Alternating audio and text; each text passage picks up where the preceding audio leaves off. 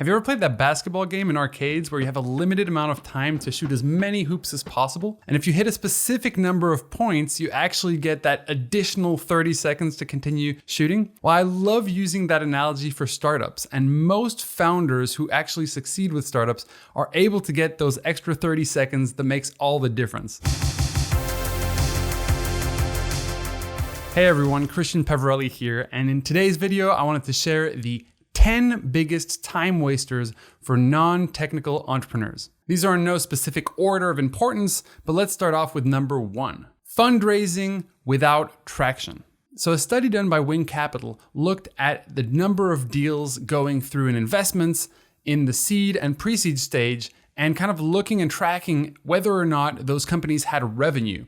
And the big finding was that increasingly investors were investing in companies that were generating revenue. And, 15 years ago, you could easily raise capital with just a pitch deck and a great team. However, these days, if you're looking to get into an accelerator that invests or get investment from either an angel investor or a venture capital firm, you absolutely need to show them that you have 3 to 6 months of traction or revenue. So essentially, doing this is a huge waste of time because that's not going to lead anywhere at the early stage. You really need to go out there and get traction, show that there is demand for whatever it is that you're selling or that you're able to generate revenue through the business model that you have.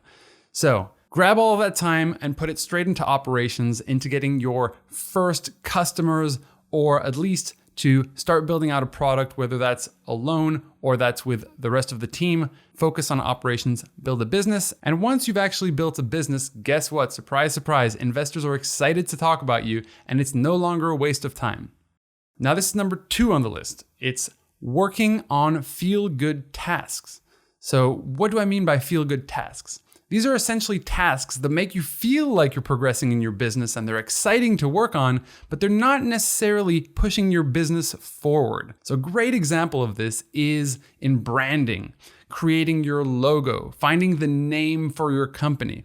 You can spend endless days, weeks, months designing that perfect logo, figuring out which domain you can get or whether or not you have to file a patent or get lost in lots of paperwork or spending a lot of time building out a corporate structure before you even know if there is a demand for the idea or product that you have in mind right now. So oftentimes the work that you have to do early on is not that exciting.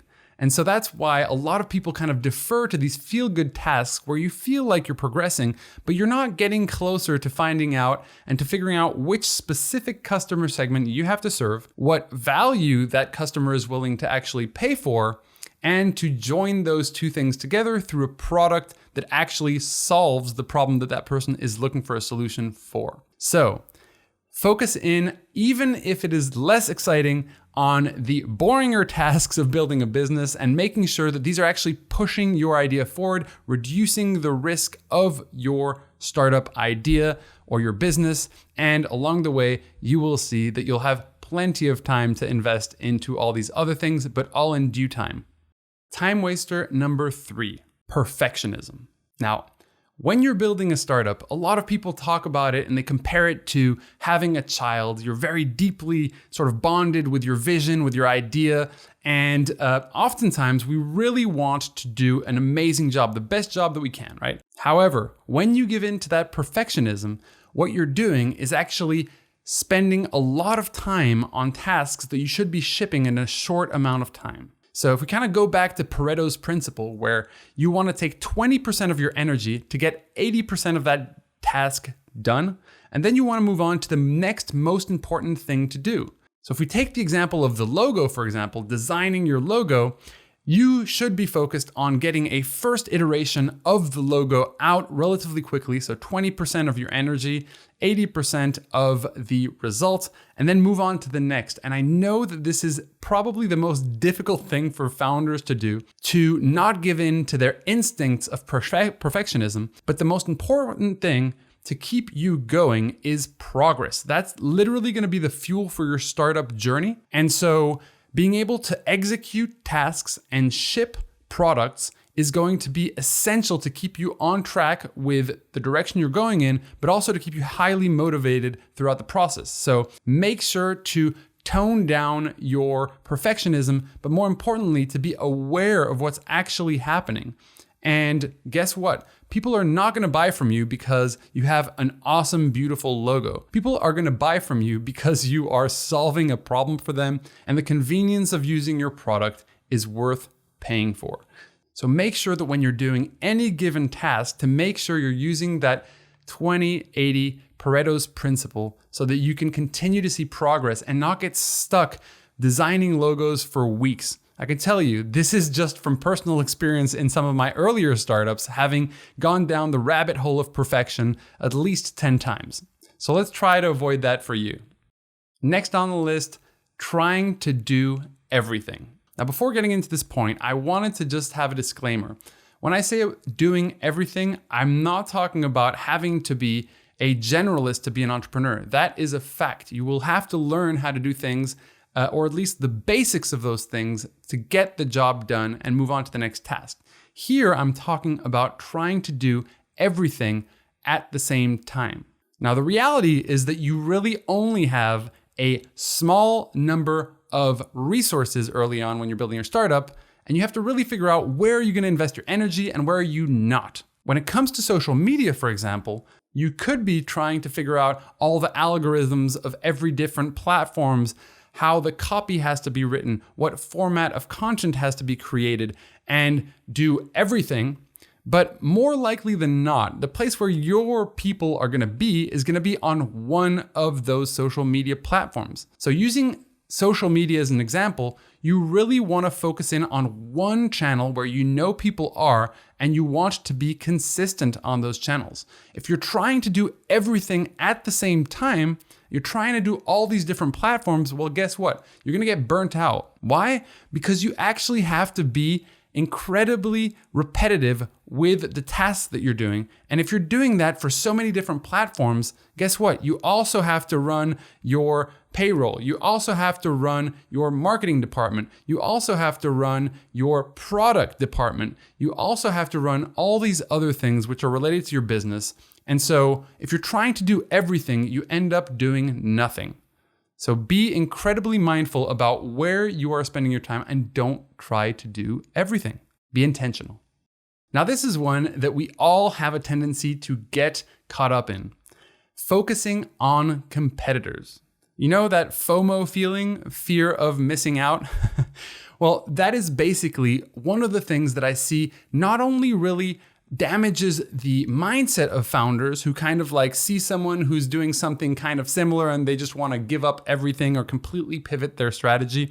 Well, there's actually a great quote. There's an entire article and actually a YouTube video that's called Why Competition is for Losers. It's made by Peter Thiel, he started PayPal as an investor in half the companies in Silicon Valley and a notorious entrepreneur as well. He basically talks and brings you down that rabbit hole of why sort of, is your company a competitive company or is it a monopoly? He explains a little bit more in depth.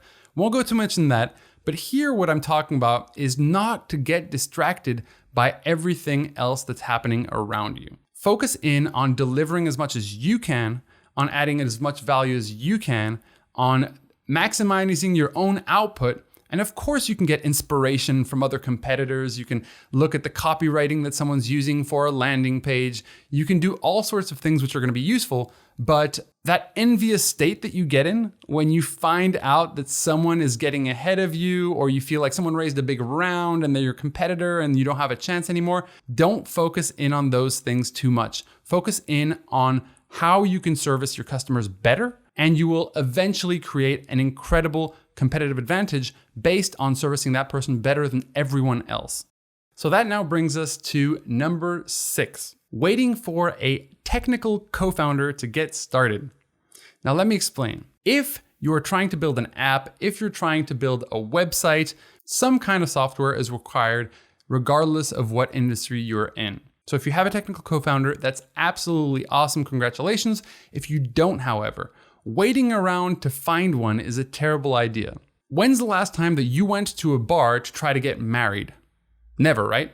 Well, I like to use that as a parallel example because the relationship that you're going to have with a co-founder over time is going to be incredibly close. You're going to be spending the next 5 to 10 years of your life day in, day out with this person, overcoming challenges. And so trying to go to networking events to find someone who's going to be a perfect fit, who believes in your vision, who's willing to leave their job at Google, who is absolutely willing to take a pay cut, who is essentially fully aligned with your vision, mission, and you also get along with and want to work with that person on a regular basis, it's so incredibly unlikely that we honestly think that it is not a good idea to spend all of your time, or at least to wait for a technical co-founder. It doesn't mean that you can't go out to some of these events and to network with people, try to meet people, but oftentimes that just ends up in a huge waste of time. So what we recommend is to lead by example. You can build so many different platforms leveraging no-code tools out there that are existent that don't cost very much money, and get a product to market and already start leading the charge of your startup. So don't wait for a technical co-founder to get started, because guess what? You'll never get started. So the big advice here is you can take things in your own hands. You can learn how to build basic platforms in a couple of weeks. You can learn how to build more complex platforms in a couple of months, and you can absolutely bootstrap your startup without being technical at all. So this idea that you have to wait for a tech co-founder, or that every single person has to have a tech co-founder, that is really rubbish. So get started on your own, regardless of whether or not you have a technical co-founder. And eventually you can either hire one because you'll have raised capital and will have enough capital to be able to invest in a really high-level CTO, or what you can also choose to do is to continue to build things in no-code. Number 7, siete. This one is about trying to serve every single customer. Now, you've probably heard this by now, but trying to serve everyone is like doing nothing for no one. Early on, what you really want to do is identify who is the best first customer for me to go after, right? And the reason for that is because some are going to be way more in line with buying your product, are going to have much deeper demand for your product, and are going to be easier to sell on your product.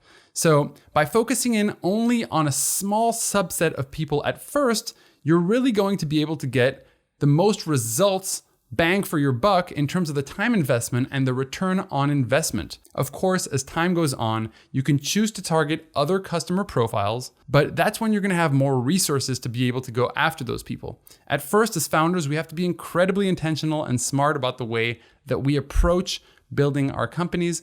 And that means serving one beachhead market, one specific subset of the market, better than other people are currently, and to focus in on those people before you move on to the next step. So a good example, for example, is Facebook in its early days. Literally, they only focused on one campus. Of course, now we know that they've grown to billions of recurring monthly users and, making billions of dollars a year. But at the beginning, they were very intentional about who we're going after and served the most value to those people until they grew out their market shares and started widening the angle that they had in terms of which markets they were going after.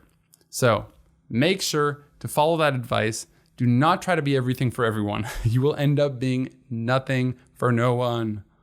Now, number 8 is all about notifications. This is a huge time waster. We are constantly being distracted by shiny object syndrome, constantly seeing notifications come in. Every time your phone vibrates, it basically distracts your attention. And it's proven that we have very short attention spans. So knowing the limitations of what, the hardware that we're living in, we have to be very calculated in terms of how we deal with notifications. So number 1, turn off all notifications if you are working on a specific task. So you should always be carving out specific times to work on specific tasks. Once you're in that task, you want to turn off all notifications. Yes, that includes social media. Yes, that includes your emails. Yes, that includes Slack or any other notification you may get. Because the problem there is that if you're constantly having to juggle between tasks, you're never properly able to do the level of output that you're looking for. So turn off your notifications. You will become so much more productive. And hey, that's what we're looking for, right? We're looking to be able to do more things in a shorter amount of time. That is the name of the game when we have limited resources and we're early stage. So that was number 8. Okay, number 9 probably should be number 1, social media. And here I'm not talking about going to social media to work or to create content and deliver that content. On average, the average person using Facebook is spending 2 hours and 24 minutes on Facebook every single day. The average person on YouTube is spending 40 minutes on YouTube per day. The average person on Snapchat is spending 30 minutes a day, and the average person on Instagram is spending 28 minutes every single day on these platforms. Think of that. That's insane. So if you only use a couple of those, you're wasting hours of your time that you're never gonna get back. So turn off notifications on your phone for all those social media accounts. That is a given. And if you'd like to be even more extreme, there are apps out there that allow you to actually block yourself out of your own social media accounts. And if you'd like to see how much time you're actually spending on social media, if you actually have an iPhone, you'll be able to find that directly within your iPhone. They have full reports of how much time you're spending on each one of those apps, social media apps, and others as well. So you can go and just see your usage, like hold yourself accountable. Once you start looking at the amount of time that you personally are spending on social media, you're gonna start understanding that there is a huge cost to that time investment. So check that out on your phone and hold yourself accountable for the amount of time that you're spending on social.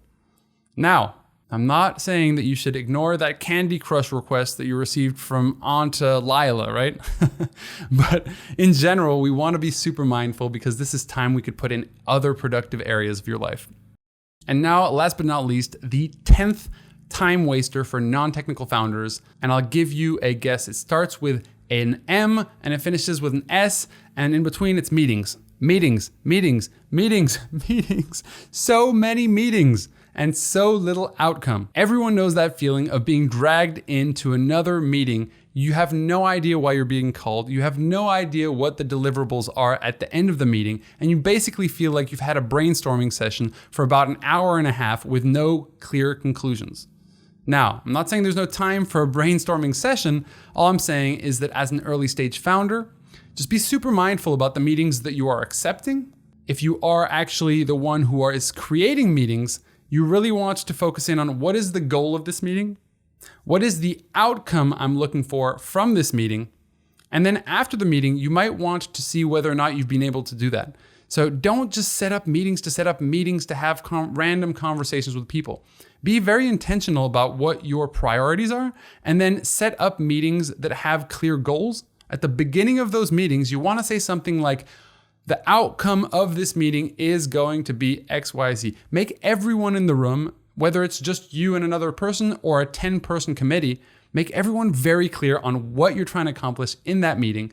And guess what? They're really going to be thankful for that. In fact, Winston Churchill used to never take meetings that were more than 15 minutes. He said that in 15 minutes, it was enough time to be able to decipher what had to be done and to come up with a clear plan of action. So be more like Winston Churchill when it comes to setting up your meetings. I hope that this video was useful for you. If it was, make sure to share it with another founder out there. Founders, trust me, can get as much help as they can. Thanks so much for watching this video. My name's Christian Peverelli. I'm the co-founder of We Are No Code, and this is Behind the Movement. This is a channel completely focused on helping non-technical founders throughout the early stage of building out their companies, whether that be a tech startup or just a regular small, medium business. Everyone requires a certain level of software. Awesome. Have a great day and subscribe to the channel. Take care. New videos are posted every single Wednesday. Can't wait to help you throughout your journey. Let's go.